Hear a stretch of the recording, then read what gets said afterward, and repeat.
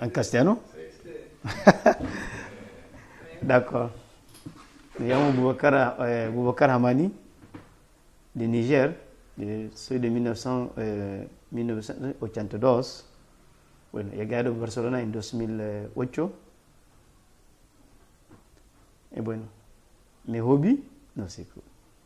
Bueno, el fútbol baloncesto. Y además la play alguna vez para hacer un pasillo para ahí, para mirar a la gente o lo que sea. Y como comida, la paella.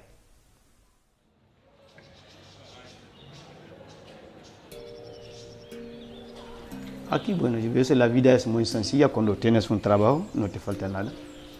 Y en el tema del hospital, la sanidad también. Lo veo que está muy bien, que no tenemos una cobertura sanitaria ahí, fiable, y aquí sí que la hay.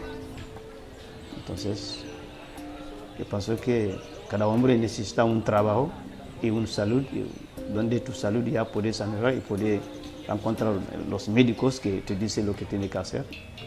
Y no médicos de mafias, que lo que tenemos ahí. Los médicos de ahí son por lo que tienes y no lo que no tienes. Los pobres no tienes médico ahí. O que mueren o que se vive ahí. ¿Sabes?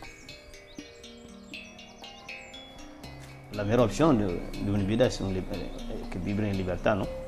Cualquier motivo, cualquier trabajo que estás haciendo para ganar, para hacer tu vida, para pagar tu pan, y para que no deben interesar a otros, pero ahí no es el caso. El más importante es el trabajo y el papel.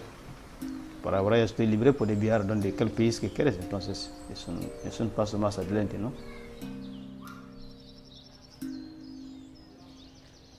Me ha aprendido que, bueno, cuando está hombre hay que estar preparado para todos, el bueno y el malo. Si viene el bueno, me voy a hacerlo. Si viene el malo, ya vamos. Es así.